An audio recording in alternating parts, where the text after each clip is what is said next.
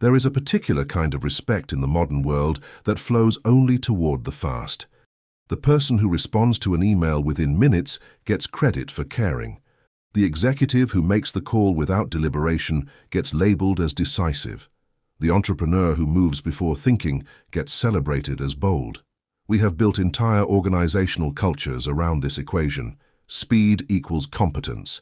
Hesitation equals doubt. But here is what almost nobody says out loud. The speed is killing the decisions.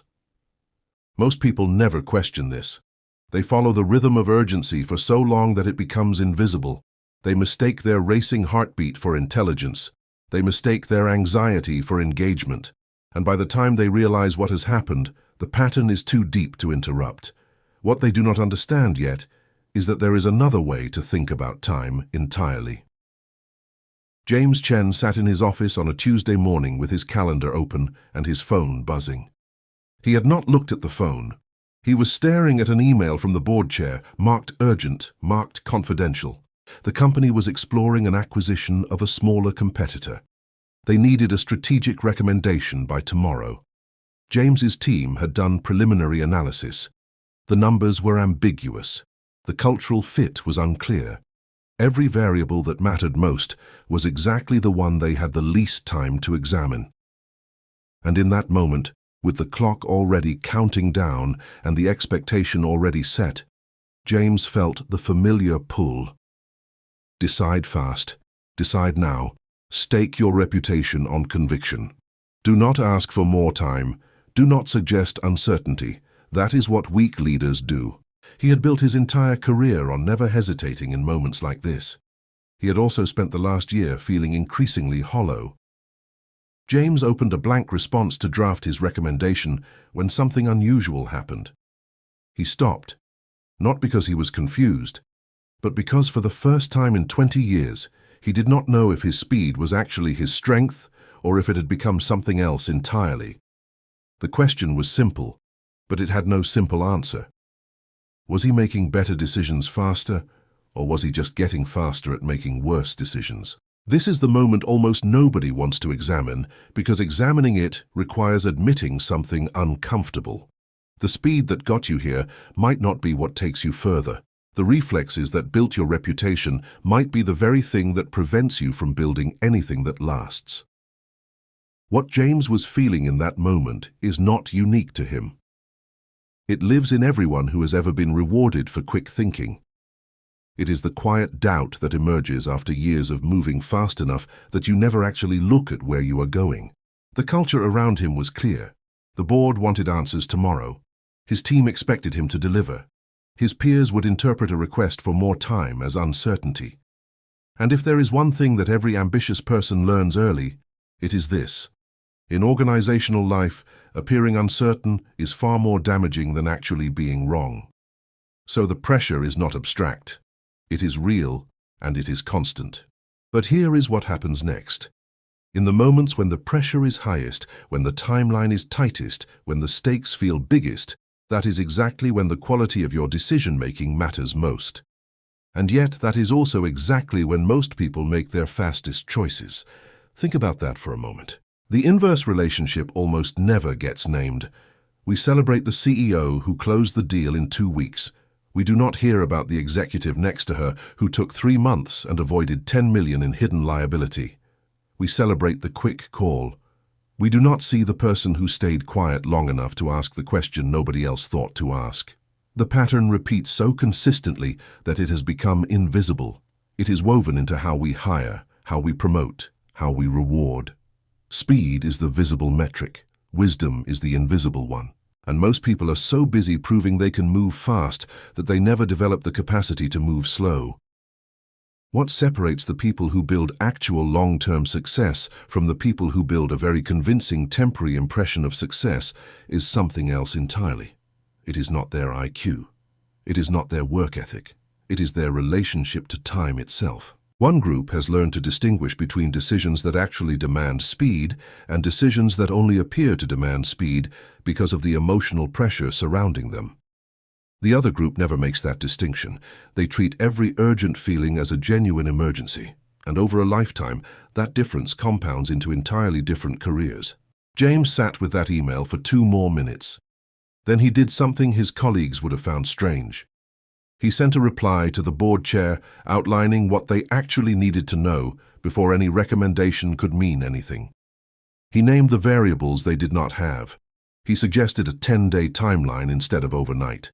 He did not yet have the framework to understand why he was doing this. But something in him had begun to shift. What he was about to discover would change not just how he made decisions, but how he thought about every choice that had come before. The neurologist James's sister had once mentioned during a holiday dinner explained something that stayed with him, though he had never quite connected it to his own life. When the brain perceives an immediate threat, the amygdala hijacks the prefrontal cortex. The threat response fires faster than conscious thought. This is useful when you are facing actual danger. It is catastrophic when you are facing an email marked urgent. What happens is this: urgency triggers the same neural patterns as threat. The body does not distinguish between a charging animal and a bored deadline. The stress response is identical. Cortisol floods the system. Tunnel vision sets in. The brain narrows its focus to the immediate problem and shuts down the broader context gathering that creates wisdom. In that state, you move fast. You feel decisive. You feel like you are winning. But here is what almost nobody realizes about this neurobiology. The speed you feel is not actually intelligence. It is the absence of certain kinds of thinking. You're not faster at solving problems. You are just not running the problem-solving functions at all anymore. You have switched systems entirely. The reactive brain is built for binary choices in binary timeframes. It is built to fight, flee, or freeze. It is extraordinarily good at moving without analyzing. It is catastrophically bad at holding complexity, testing assumptions, or exploring implications that take time to surface. The deliberate brain works completely differently. It activates when there is enough time and enough safety to think. It runs multiple scenarios simultaneously. It integrates information from memory and pattern recognition. It can hold contradictions. It can ask questions that make the initial problem look different. It is slower to activate. It is vastly more intelligent. And here is the part most people never connect. In modern organizational life, we have built entire systems that keep everyone in the reactive brain permanently. Victor Reeves, James's peer, exemplified this perfectly. Victor answered every email within 20 minutes. He made calls without preparation. He could pivot his position mid-meeting without any sense of contradiction. His team described him as dynamic. What they meant was that he never paused long enough to develop a coherent strategy. He just moved between reactions like a chess player who only saw one move ahead. And yet Victor was celebrated. He was responsive. He was available. He was committed. Every organizational virtue was coded into his constant motion. What nobody tracked was what that constant motion cost. The people who reported to Victor had learned not to bring him nuanced problems because his response would always be a binary directive that missed the actual complexity. His peers competed with him by moving faster, which meant the entire senior team operated in pure reactivity. No one was thinking anymore. Everyone was just reacting to everyone else's reactions. But Victor was rewarded because the reward systems were also built on the same reactive time frame. Most ambitious people eventually figure out that they can win a reactive game by being slightly more reactive than anyone else around them. They develop an almost compulsive responsiveness. They pride themselves on never taking more than a day to decide. And then they wake up 5 years later and realize they have won 1,000 small games while losing the only game that actually matters. The thing is, the reactive brain is contagious. When one person operates in permanent urgency, everyone around them learns to match it. The pace accelerates, the context shrinks, the decisions degrade. And it all happens so smoothly that no one quite notices when wisdom left the room. James understood this theoretically from business school, but he had never applied it to himself. That afternoon, after sending his response to the board, he called someone he had not spoken to in 3 years. David Park had been a mentor early in James's career. He had left the corporate world to run a non-profit. People had called it a step down. James had rarely thought about him after that. David answered on the third ring. James asked him something unusual. Do you make better decisions now than when you were running the division? There was a long pause. Then David laughed quietly. I make decisions in a completely different way, David said. At the company I was fast. I thought fast was good. Now I have time to think before I act, and I realized I was not fast because I was smart. I was fast because I was scared. James felt that land. Scared of what? Scared that if I slowed down, people would see that I did not actually know what I was doing. Scared that hesitation meant weakness. Scared that someone else would move first, and I would lose my position. So I stayed in motion. It felt like control. It was just panic dressed up as decisiveness. What James was learning in that conversation is not something that can be taught in a seminar or a book. It is something you have to discover through feeling it. The recognition that the speed you have been running at is not actually strength. It is a symptom. And the real work begins not when you decide to slow down. It begins when you realize that slowing down will make you invisible to everyone still running in reactive mode. It will look like weakness. It will feel like weakness for a while. But that discomfort, that social resistance, is exactly the signal that something real is changing. What comes next is the part where most people quit. There is a belief that lives inside almost every ambitious person. It is not usually stated directly, but it is always there, always operating, always driving the urgency. The belief is this: if I do not move immediately, the opportunity will disappear forever. This belief is almost never examined. It is too useful to the people who profit from your constant motion. It is too seductive to people who have never questioned it. And it is almost universally false. But because it feels true, because occasionally an opportunity does disappear if you are too slow, most people never separate the rare exception from the pattern. They treat every opportunity like it is the one that will vanish if they blink. And so they spend their entire lives in perpetual motion, seizing things that could have waited, committing to things that did not deserve commitment, moving toward things that looked valuable only because they were moving toward them. The actual pattern is subtler. Some opportunities do require speed, a genuine market shift, a unique person available for only a brief window, a problem that will compound if not addressed immediately. These exist, but they are the exception, not the rule. Most of what gets treated as urgent is just urgent because everyone is anxious, and anxiety is contagious. The week after James's conversation with David, Victor moved on the same acquisition opportunity that James had asked for more time to analyze. Victor presented a full recommendation to the board without any of the unanswered questions. The board loved it. It was decisive. It was clear. It had no caveats or complexity attached. And for about 48 hours, James felt the old pressure build. Victor had moved first. Victor had seized the moment. James had hesitated, and now someone else owned the narrative. This is how the trap works. The person who moves fast gets the credit, and everyone else feels the urgency accelerate. But something had shifted in James. He did not panic. Instead, he did something unusual. He spent the next week running deeper analysis on Victor's recommendation, not to prove Victor wrong, just to actually understand what they were recommending to acquire.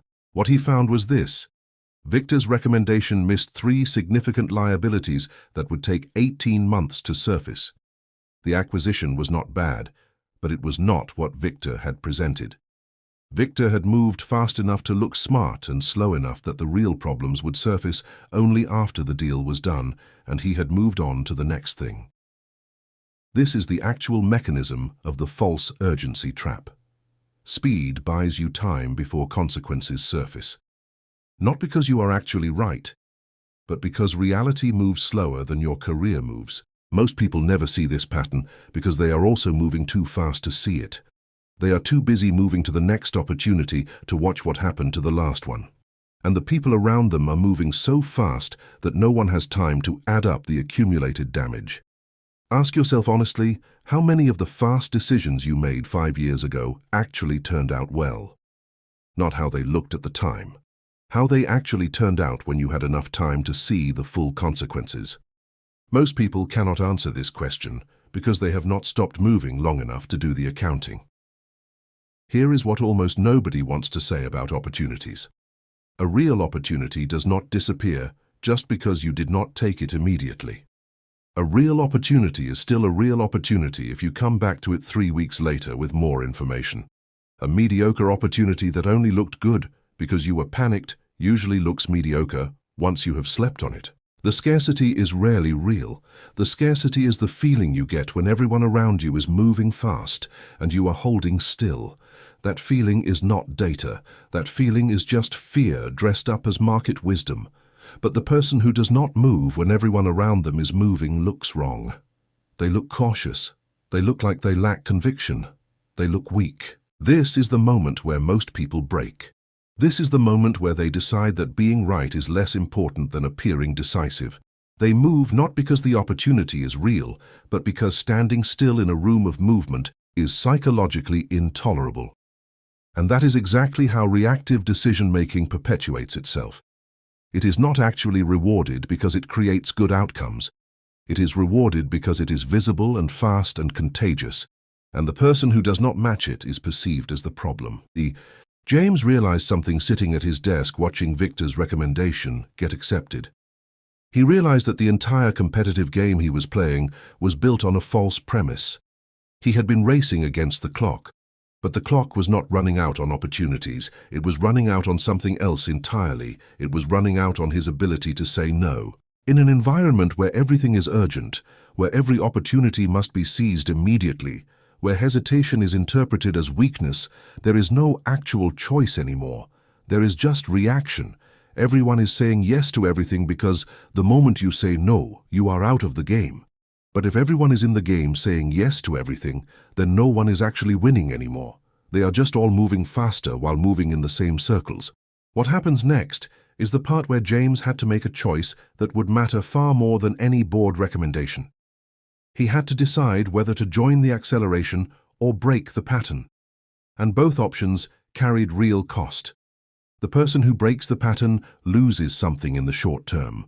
The person who stays in the pattern loses something in the long term. Most people choose the short-term loss. They choose to keep moving. They choose to be visible and wrong rather than invisible and right. What James was about to discover is what happens when you choose differently. The test came 2 weeks later, and it was smaller than James expected. His team needed a new director of operations. They had narrowed it to 2 internal candidates. The expectation was that James would make the call within days.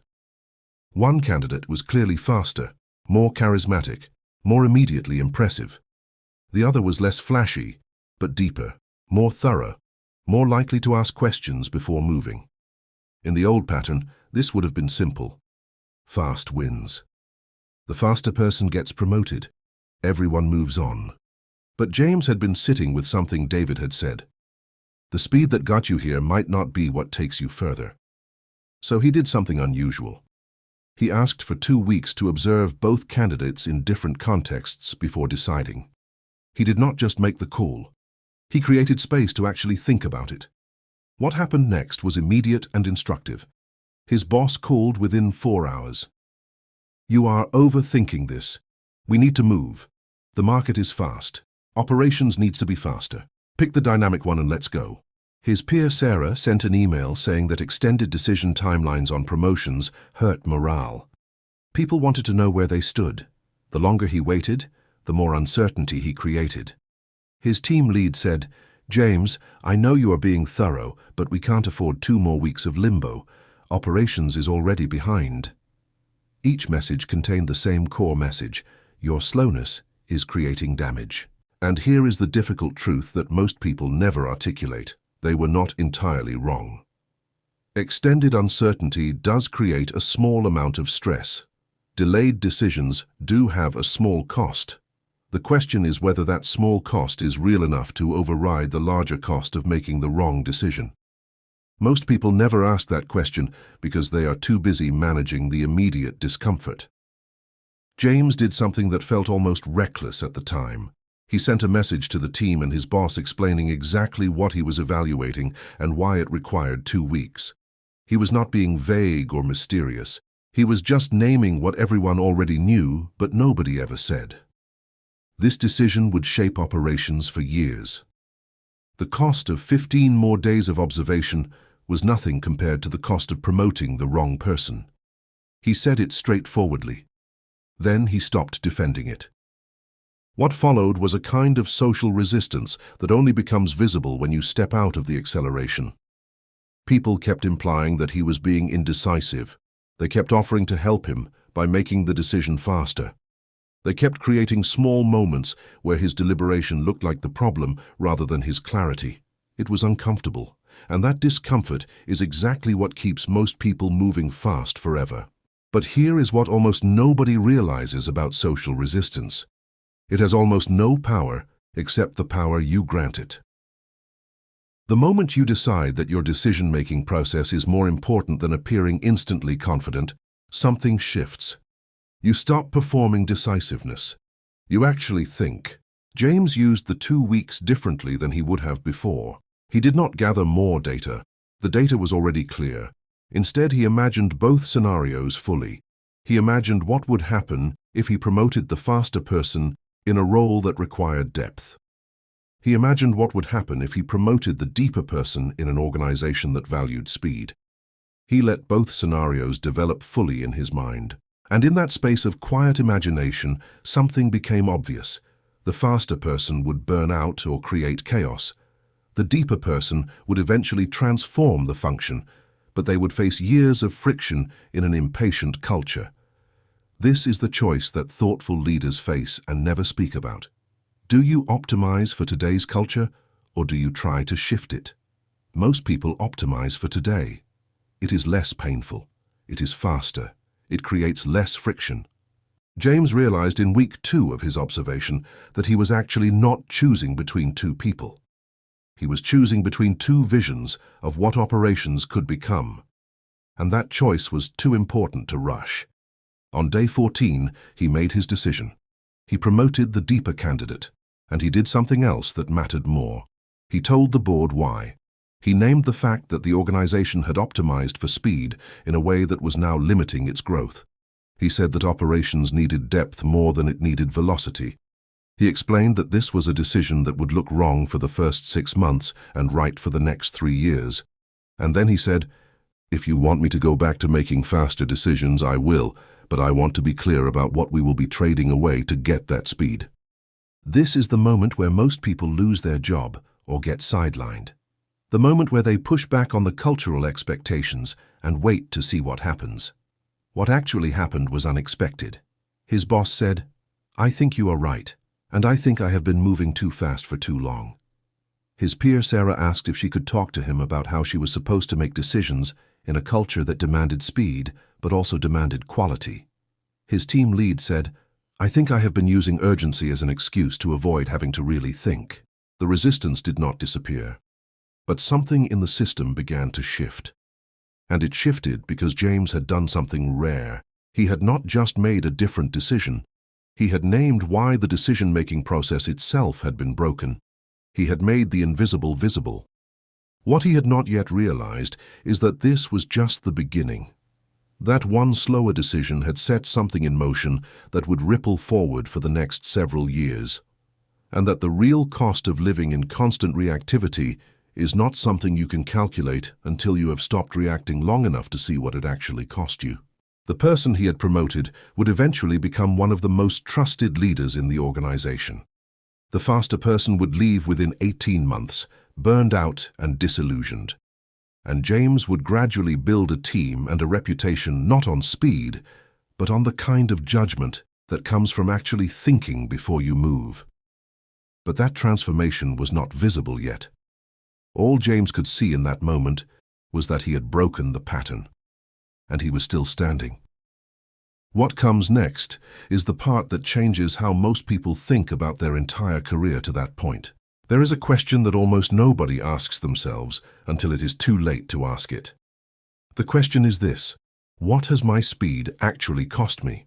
Not what did it gain me? Everyone knows what speed gains you. It gains you visibility. It gains you a reputation for decisiveness. It gains you the chance to move first. What nobody ever calculates is the price you pay for all of that. Most people never make this calculation because it is not visible in the moment. A reactive decision does not fail immediately. It fails slowly. It compounds. By the time you can see the actual cost, you have made hundreds of reactive decisions, and the total damage is so large that it looks like just the way life is, rather than the cumulative result of a pattern you chose. James started doing this calculation by accident. He was reviewing performance evaluations for his department when he noticed something he had never quite seen before. 3 people who had been in his organization for 5 years had been promoted, then lateraled, then demoted, then promoted again. Their careers looked chaotic, but when James actually looked at the timing, he realized it was not chaotic. It was the exact shape created when people got promoted into the wrong roles at the wrong time by leaders making fast decisions. One of those people had started with genuine potential. 15 years in the company, they were now plateaued at a mid-level position, no longer trusted with bigger responsibility. Not because they were incapable, but because they had been placed in 3 different roles too quickly, each placement made by a different leader in reaction to an immediate need rather than a genuine fit. The cost was not immediate. The cost was a career derailed. A person who could have become a leader, now convinced they were not leader material. 5 years of wasted momentum. Years that could never be recovered. This person was not an exception. This was the pattern. James started looking back at his own decisions over the past decade with this new lens. How many people had he promoted or hired or reassigned based on speed rather than fit? How many of those decisions had seemed right at the time because they solved an immediate crisis? How many of them had created smaller crises downstream that he never attributed to the original choice? The answer was most of them. Ask yourself this question and sit with it for a moment. How many relationships have you damaged because you made a decision too fast to understand what you were actually doing? How many professional relationships never recovered because you said something in a meeting without thinking about it? How many career paths have you locked yourself into, not because they were right, but because you moved toward them before you had time to question whether they were actually what you wanted? Most people cannot answer this question without feeling something uncomfortable. James realized that his reputation for decisiveness had been built partially on real judgment, but also partially on a willingness to create damage downstream and move on to the next thing before he had to see the full consequence of what he had done. This is not unique to James. This is how reactive leadership works at scale.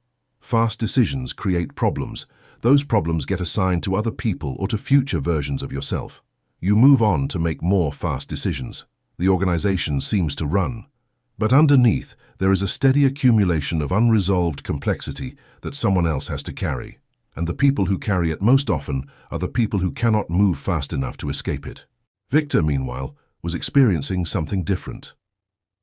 By week 6, after his fast recommendation on the acquisition, the first hidden problems had started to surface. A team that did not actually want to integrate. A technology infrastructure that was less modern than presented, customer contracts that had liabilities that had not been disclosed. But Victor was no longer involved in the acquisition. He had moved on to 3 other initiatives. He was not the person stuck dealing with the problems his fast decision had created. Someone else was. Someone else's quarter was now consumed with cleaning up what Victor had recommended without actually thinking through. This is the actual structure of reactive decision-making in organizations. The person who moves fast gets credit. The person who has to live with the consequences gets blame for not executing well enough. The pattern perpetuates because the incentives are completely misaligned with reality. But here is what James was starting to see. The cost of this pattern is not just organizational, it is personal. Every fast decision you make without thinking creates a small piece of debt. Not financial debt, cognitive debt. The debt of knowing that you did not actually think something through. The debt of knowing that you might have caused damage you will never fully see. The debt of every moment where you moved toward something or away from something without actually understanding what you were doing. Most people accumulate this debt so fast that they never feel it as a separate thing. They just feel vaguely anxious. They just feel like they are always moving, but never arriving. They just feel like their career is happening to them rather than something they are actually choosing. But the debt is real, and it compounds. James was realizing something that would change the trajectory of everything that came after. He was realizing that the question was not whether he could move faster than everyone else. He was realizing that the real question was, what would it feel like to make decisions with complete clarity? To move towards something because it was actually right, not because the alternative was uncertainty. To build something that did not require constant damage control. This realization shifted something fundamental in how he understood what slowness actually meant. Slowness was not weakness. Slowness was the only way to accumulate clarity instead of accumulating debt. The people who appeared most successful in reactive cultures were often the most indebted. They had made so many fast decisions that they had built an entire life on top of unexamined choices. They could not slow down because slowing down would mean actually seeing what they had built and why, and that sight was too threatening to risk. What James did not yet understand was that this pattern had an actual endpoint, that the people who stayed in reactive mode long enough eventually hit a wall, and when they did, the wall was not small. But to understand that, he first needed to see what happens to someone who never slows down long enough to choose anything consciously. There is a behavior that shows up in almost every person who eventually builds something that actually lasts. It is quiet, it is easy to overlook, and it looks nothing like what most people expect when they think about ambition. The behavior is this. They slow down enough to see patterns that only become visible over time. The reactive brain cannot see patterns because patterns require distance. They require watching something unfold across multiple instances. They require noticing what happened in situation A, then recognizing the same shape in situation B, then seeing it again in situation C, and only then understanding that there is actually a pattern at all. This takes time. It takes observation. It takes not moving fast enough to notice. Most people never develop this capacity because they never stay still long enough. They move from situation A to situation B to situation C without ever stopping to ask whether there is actually a pattern underneath all of it. But the people who do stop long enough to see the patterns gain an enormous advantage. They start to predict things. They start to understand what is actually happening beneath the surface of what people are saying and doing. They start to see the invisible structures that shape behavior. This is what separates the person who thinks tactically from the person who thinks strategically. Tactics happen fast. Strategy requires seeing the pattern. James experienced this shift for the first time about 2 months into his new decision-making rhythm. He was in a meeting with a colleague who was pitching a new market expansion. The pitch was energetic, well-researched, compelling. Everyone in the room was leaning in, and James felt the old familiar pressure to decide quickly and decisively. But instead of deciding, he asked a question that seemed almost out of place in the moment. "Help me understand why this expansion feels urgent right now." His colleague looked slightly confused. "The market window is closing. We need to move." "I understand the market timing," James said, "but I am curious about the urgency that I am feeling in this room. What would happen if we waited 6 months?" There was a pause, and in that pause, something shifted. "Honestly," his colleague said, "our competitor just announced something similar. I wanted to get ahead of it." This is the moment where almost everyone says, "Great, let's move fast and be first." And then they commit to something they do not fully understand because they are terrified of being second. But James had learned to see the pattern underneath that moment. He had been in dozens of meetings that felt exactly like this one. He had made dozens of decisions to move fast because someone else was moving fast. And each time, what felt like strategic urgency was actually just fear of missing out. Each time, the real decision was not about whether the expansion made sense. It was about whether he could tolerate watching a competitor move first. What he was starting to see was that almost every organizational decision gets made inside that emotional space, the space between ambition and fear. And in that space, reactive people always choose motion because motion feels like winning. But slow thinkers see something else in that space. They see the actual decision underneath the emotional one. "Here is what I'm noticing," James said. "Every time we move because someone else moved first, we end up in their market, playing their game, on their timeline.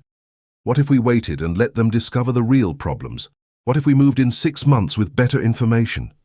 His colleague's face went through something visible. First confusion, then recognition, then something that looked like relief.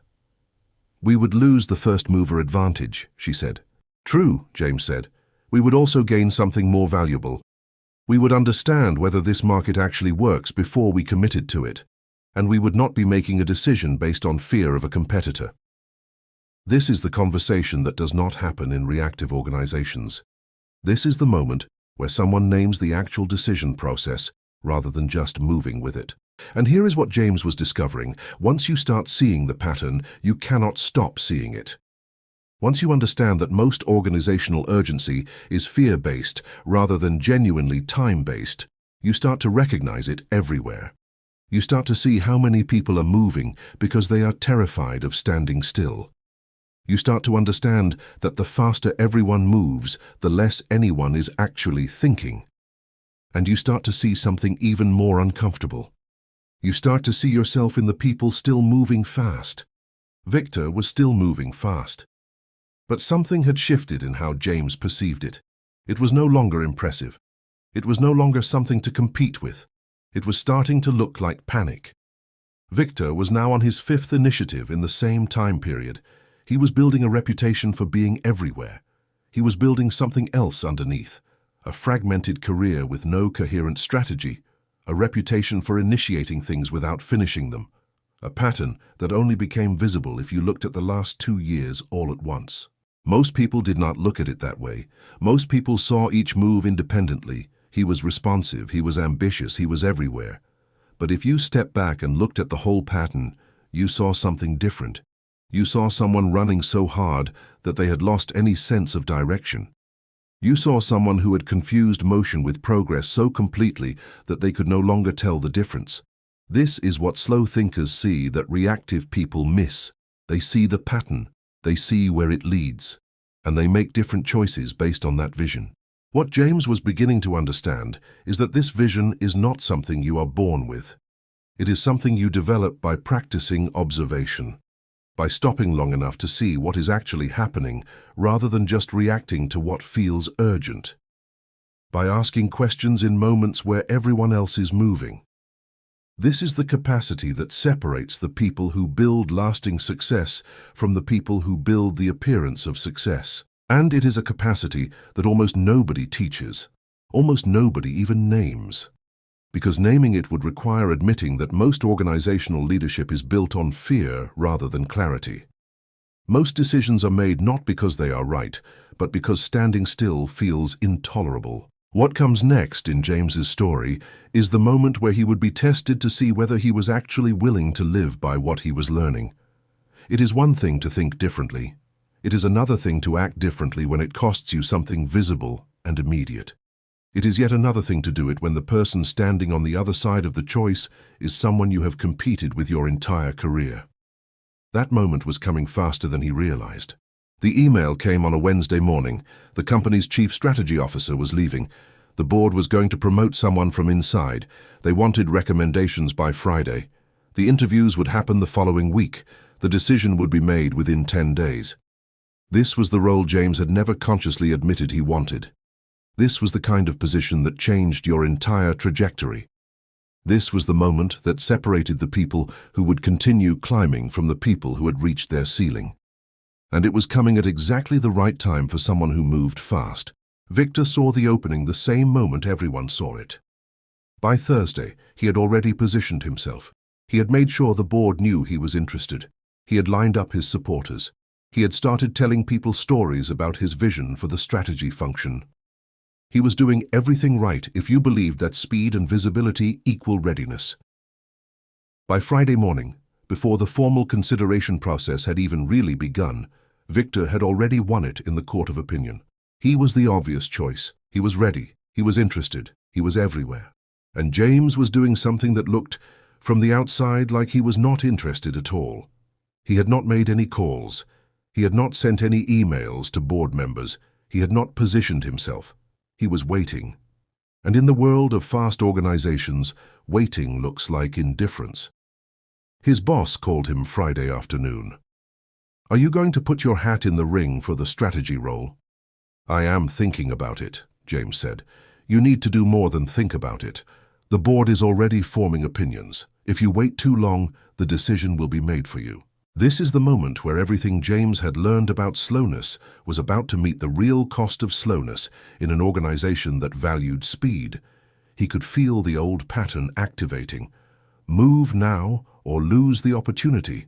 Stake your position or watch someone else claim it. Do not hesitate or you will be invisible. And some of that was actually true. There was a real cost to not playing the game. But James had learned to distinguish between real cost and the fear of real cost. So he did something unusual. He asked for the weekend. He told his boss he would have a clear answer by Monday about whether he was genuinely interested in the role or not. This is the kind of statement that creates complete confusion in fast organizations. How do you not know by Friday whether you want a promotion on Monday? How do you not immediately fight for it? But James spent that weekend doing what slow thinkers do. He imagined it fully. He imagined what it would feel like to be the chief strategy officer. He imagined the team he would build. He imagined the strategy he would pursue. He imagined the constraints he would face. He imagined the politics. He imagined the success. He imagined the failure. He let it develop across his entire mind rather than just reacting to the opportunity. And by Sunday night, something was clear. He did not want the job because it was a promotion. He wanted it or did not want it based on whether he actually believed in the strategy function the way it needed to be led. Based on whether he had the energy to build something genuinely excellent or whether he was just climbing the ladder because it was there. When he looked at that question honestly, the answer was yes. He wanted it, not because it was next, but because he actually saw what it could be. So on Monday morning, he sent an email to the board, not asking for consideration, but laying out a vision for what the strategy function could become if someone was willing to build it slowly and carefully rather than react to quarterly pressures. He named what was broken. He named what he would change. He explained why it would take time and why that time was necessary.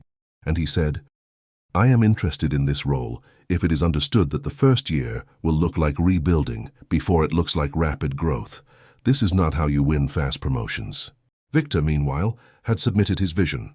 Move faster, integrate strategy more deeply into every business unit, accelerate decision-making velocity, reduce the time from analysis to action. Every board member recognized that vision because it was the vision of the organization they already were, moving faster, always moving faster. The board chose Victor by Wednesday, and here is what happened next. James felt a particular kind of relief that he had not expected. He was not devastated, he was not angry, he was not consumed with regret about not playing the game harder. He was something different, he was clear.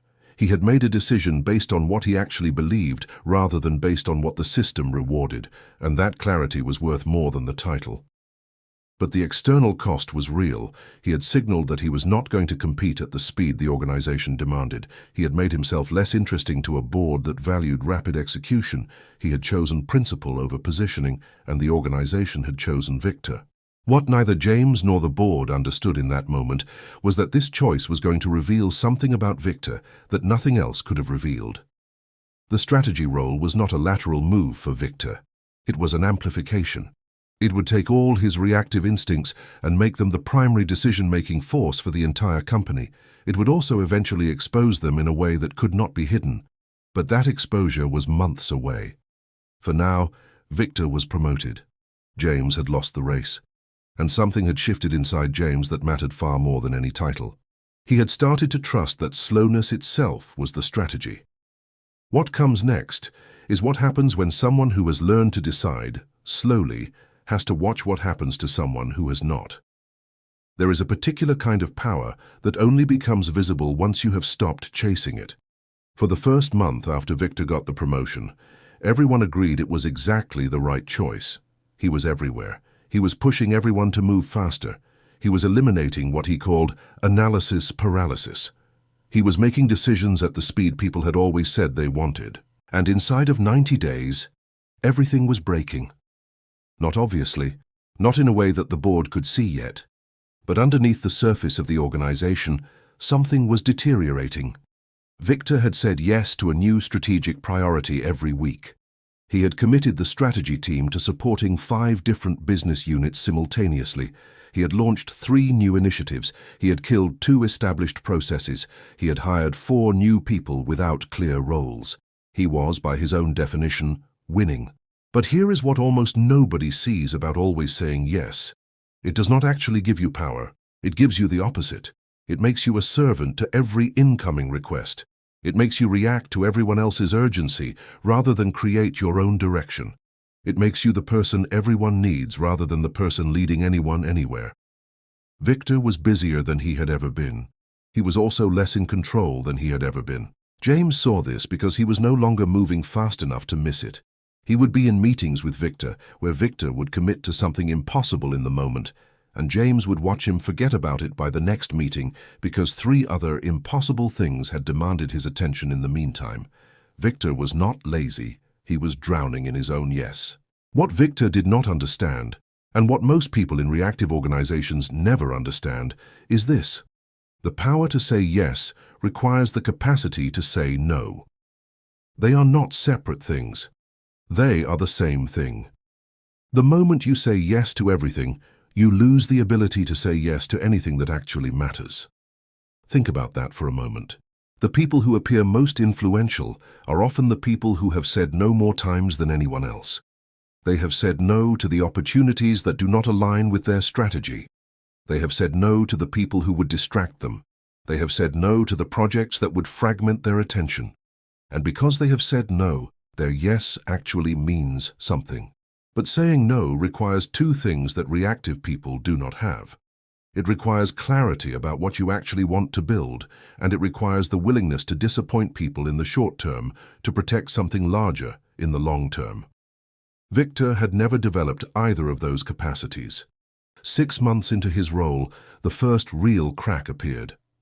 A business unit that Victor had committed to supporting realized that he actually did not have the team or the focus to deliver what he had promised. They asked him to choose, either support them or support the other 4 business units. He could not do both. And in that moment, Victor faced a choice he had never had to make before. He faced a choice to actually prioritize something. Most people, when faced with that choice, do the same thing Victor did. They say yes to everyone and hope it works out. They commit to impossible timelines. They promise they can do more than is actually possible. They do this because stopping to choose requires admitting that they cannot have it all, and that admission is too threatening to risk. So the organization ends up with a strategy leader who is trying to do 5 things at once, doing none of them well, exhausted all the time, and increasingly resentful of the people who are asking him to deliver. This is the cost of always saying yes that almost nobody talks about. It is not a cost that shows up in numbers. It is a cost that shows up in exhaustion, in the slow erosion of confidence, in the feeling that you are somehow failing even when you are technically accomplishing things. By month 7, Victor's team was burned out. By month 8, one of his best people quit. By month 9, the board started to notice that the strategy function was creating more noise than clarity. And Victor, who had won the promotion through speed and visibility, was now trapped by speed and visibility. He could not slow down because slowing down would require admitting that the strategy was not working. He could not say no to anything because saying no would make him look like he was failing. So he kept moving faster, kept saying yes to more things, kept creating more commitment he could not possibly keep. This is what reactive leadership looks like at scale. James watched all of this without judgment. He was not experiencing the satisfaction of being right. He was experiencing something sadder. He was experiencing recognition. Because James understood that Victor was not uniquely broken. Victor was just operating at the logical endpoint of how they had all been taught to think about power. Speed equals power. Saying yes equals ambition. Visible motion equals success. And most organizations reward exactly this pattern right up until the moment it breaks everything. What James was learning by not competing with Victor was actually more valuable than the promotion would have been. He was learning what it looked like to watch the consequences of constant reactivity play out in real time. He was learning what happened to people who never paused long enough to choose anything consciously. He was learning that the people who appeared most successful were often the most trapped. And he was learning what actual freedom looked like. Freedom was not the ability to do everything. Freedom was the ability to say no to most things so you could say yes to the things that actually mattered. But this was knowledge that could only come from stepping out of the acceleration long enough to see what acceleration actually did to people. Victor did not have that distance. Victor was inside the pattern too deeply. He would not have that distance until something forced him to stop. And that moment was coming, though neither of them knew it yet. What James was starting to understand is that all of this, the reactive decision-making, the overcommitment, the constant motion, it all serves a psychological function. It keeps people from having to face something they do not want to face. The question of what they actually want, the question of whether they are building something because it is right or because it is there, the question of whether all this speed is carrying them towards something or just keeping them from having to stand still long enough to know the truth. And that question is the one that separates the people who eventually wake up from the pattern from the people who keep running faster until the pattern destroys them. The crisis came on a Tuesday morning, but like most crises, it had been building for months. Victor's division had launched a new product line based on a strategy recommendation he had championed through the board 3 weeks after becoming Chief Strategy Officer.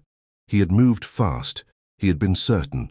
He had dismissed the questions that came from people who wanted to understand the market research more deeply. The product was incompatible with the company's existing infrastructure. The customer acquisition costs were 3 times higher than projected. The churn rate was devastating. What had looked brilliant at the board meeting looked like a catastrophe by week 12. And Victor was finally forced to face something he had spent his entire career avoiding. He had to own a failure completely and publicly. There was no one else to blame. There was no next initiative to move to before anyone noticed. There was no reactive decision he could make that would fix this. This was the kind of problem that required stopping and actually understanding what had gone wrong. The board called an emergency meeting. They asked Victor to explain his analysis. They asked him to walk through his decision-making process. And in that meeting, something became visible that had never been visible before. Victor's analysis had not been thorough. His decision-making process had not actually been a process. He had moved fast and hoped it would work, and it had worked enough times in the past that he had never developed the capacity to know the difference between luck and strategy. By Wednesday afternoon, Victor was off the strategy account. By Friday, he was offered a different role. By Monday, he was starting a lateral move that everyone understood was actually a demotion. It happened faster than he could process it. 1 week, he was the golden boy. 1 week later, he was the cautionary tale. James felt the weight of that moment differently than he would have felt it 6 months earlier. He did not feel vindicated. He felt something sadder. He felt the weight of watching someone crash because they had never learned to slow down long enough to understand their own vulnerability. More than that, he understood that Victor's crash had been completely predictable. Not the specific way it happened, but the fact that it would happen. Because you cannot say yes to everything forever. You cannot move fast forever. You cannot avoid ever actually choosing anything and expect to succeed forever. The system breaks. The pattern breaks. Reality breaks through the speed. But here is what almost nobody understands about these crashes. They are not where the real reckoning happens. The real reckoning happens 6 months after the crash. After you have had enough time to look back and see that the crash was not a sudden collapse. It was the inevitable endpoint of a pattern that was breaking you the entire time. Victor would eventually either develop a real decision-making process or he would spend the rest of his career trying to escape the memory of this week. Most people do the second thing. But James's life was moving in a different direction entirely. 2 weeks after Victor's crash, James received a call from David Park, the mentor he had reconnected with early in his journey towards slowness. David was starting something new, a consulting practice focused on helping executives and organizations move from reactive to strategic thinking. He needed someone who understood both worlds, someone who had lived in the reactive culture and had found a way out. He wanted James to join him. This was the kind of opportunity that might have consumed James 6 months earlier. It would have represented a clear win, a clean escape from the corporate world, a chance to build something new. And in the old pattern, James would have said yes immediately. He would have moved on emotional momentum and the excitement of something different. But James had developed a different relationship to opportunity. Instead of saying yes or no, he did what slow thinkers do. He asked David if he could take 2 weeks to really think about it. What happened in those 2 weeks was more important than the decision itself. James went back and looked at his entire career. Not in the abstract, in detail. He looked at the decisions he had made, the organizations he had built, the people he had led, the things he had accomplished, the things he had destroyed without ever admitting it, the person he had been, the person he had become. And he asked himself a question that most people never ask. What do I actually want to build? Not what is available, not what looks good, not what would make sense to other people. What do I actually want to build? The answer took him by surprise. He wanted to stay in the corporate world, not because it was safe or comfortable, but because he believed he could change something inside it. He believed that if enough people learned to slow down, if enough leaders learned to actually think, if enough organizations broke their reactive patterns, it would matter. It would change how organizations treated people. It would change what got built. It would change what succeeded. This was different from wanting to escape the system. This was wanting to transform it from inside. So he called David back and said no. Not a rejection of David, not a rejection of the opportunity, but a clear yes to something else.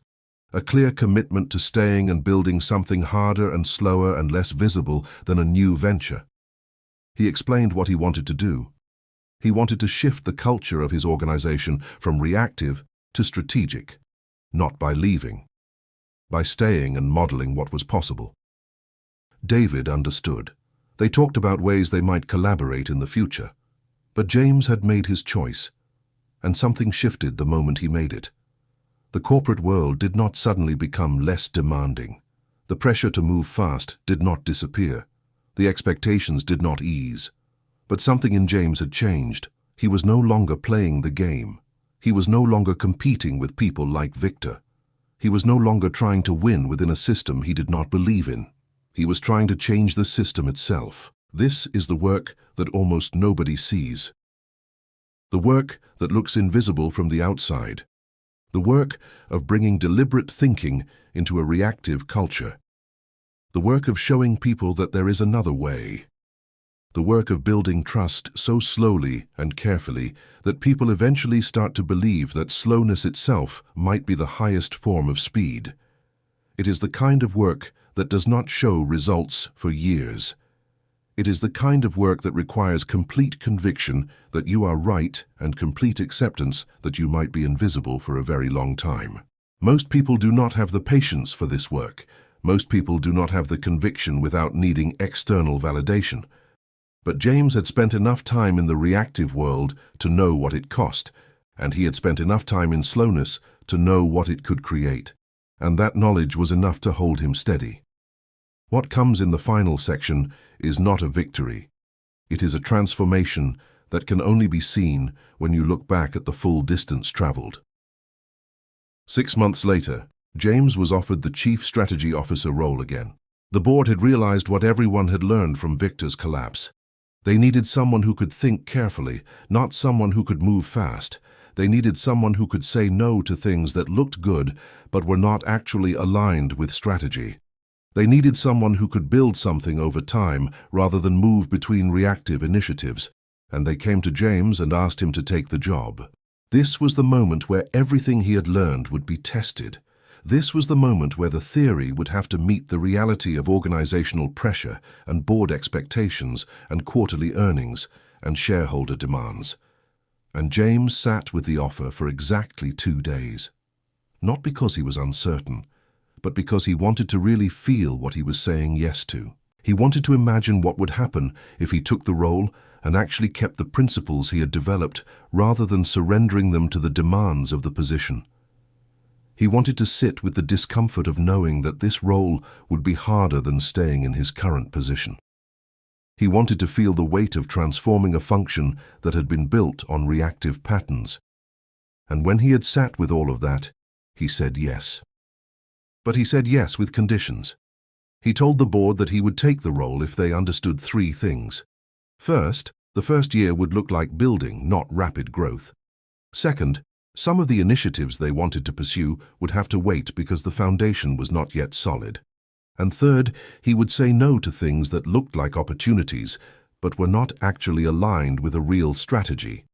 He was asking the board to tolerate the very thing that had destroyed Victor. He was asking them to tolerate slowness in exchange for direction. To his surprise, they said yes. What happened over the next year was what slow transformation looks like from the inside. James built a strategy team that was smaller than people expected. He said no to more opportunities than he said yes to. He spent months on analysis that did not immediately produce visible results. He made decisions that looked conservative to people who were still operating in reactive mode. And slowly, something shifted in how the entire organization operated. Because strategy is not something you do. Strategy is something you are. It is the shape of every decision you make. It is the pattern you create by repeatedly choosing things that align and rejecting things that do not. It is the coherence that only emerges when someone is actually thinking about the whole system rather than just reacting to the parts. By month 6, the business unit leaders started to notice something different. When they came to James with a new opportunity, they knew they would not just get a yes or no. They would get a real conversation about whether it fit. And they would understand, by the time that conversation was over, not just whether they should pursue it, but why. This sounds simple. It is not simple. It is the opposite of simple. Because it requires saying no to things that look good. It requires explaining your thinking. It requires tolerating the frustration of people who are used to just getting approval and moving on. But it also creates something that fast organizations do not have: trust. People started to trust that the strategy was real.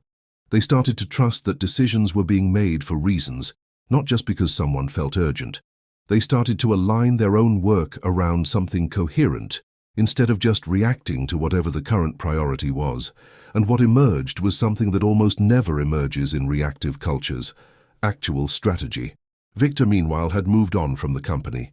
He had taken an offer from another organization that valued his speed and his reflexive yes. He was somewhere else now, doing the same pattern. By the time his next crash came, James would have moved on to something else. Or Victor would have moved on to another company. They would never actually see each other's full trajectory. But James knew what it would look like. He had seen the pattern clearly enough. Speed buys you time before consequences surface, but it never actually prevents the consequences. It just delays them. This knowledge did not make James feel superior. If anything, it made him sadder, because he understood that Victor was not uniquely broken. He was just operating inside a system that had taught him to believe that motion equals victory. And as long as those systems existed, there would be more victors, running faster and faster until they crashed. The real work, the work James was now doing, was to build something different, to show that there was another way, to create an organization where slowness was not a liability, where thinking was valued, where the people who asked good questions were promoted instead of sidelined. This work was not visible. This work did not make headlines. This work required a kind of conviction that most people did not have. But 6 months into his role as Chief Strategy Officer, James made a major decision about the company's entire 5-year direction. He made the decision slowly, he consulted widely, he sat with uncertainty. He changed his mind multiple times as new information emerged, and when he finally announced it, something was different. People did not need to defend it or explain it or convince themselves it was right. They believed it was right because they had watched it be built carefully. They believed it was right because it made sense. And James believed it was right not because it looked good, but because he had actually thought about it. He did not need to rush it. He did not need to defend it. He did not need to worry about whether someone else was going to move faster and make it irrelevant. The decision had its own weight, it had its own truth, and that was enough. What you learn when you stop running is that the destination was never somewhere else. The destination was the capacity to actually choose. The destination was the ability to make a decision and know with complete clarity why you made it. The destination was the freedom that comes when you stop performing decisiveness and actually start deciding. Most of your life, You will be in situations where people are moving fast and expecting you to match their speed. Most of your career, you will feel the pressure to decide before you are ready. Most of your relationships, you will encounter the expectation that you should say yes quickly and ask questions later. And in almost every one of those moments, you will have a choice. You can move with the acceleration. You can prove that you belong by being the fastest person in the room. You can build your reputation on reflexive yes and reactive motion. Or you can do something that will feel strange at first. You can pause. You can ask the question no one is asking. You can take the time to actually think about what you are doing. You can tolerate the discomfort of not knowing immediately. You can sit with uncertainty long enough to develop actual clarity. The first path is easier in the short term. Everyone will see you. Everyone will know you are there. Everyone will give you credit for moving. The second path is harder in the short term. You will be invisible. You will be questioned. You will feel the weight of not playing the game. But the second path is the only one that leads to the kind of success that does not require constant motion to feel real. James Chen is not famous. He is not visible at industry conferences. He is not the person people point to as the example of executive brilliance. He is just someone who learned to slow down. And in that slowness, he built something that lasted. He built something coherent. He built something that other people believed in, not because he convinced them to, but because it made sense. That is the quiet advantage. That is what emerges when you stop racing and start thinking. That is what becomes possible when you are willing to be slow enough to actually know what you are building. And that, in the end, is the only victory that actually matters.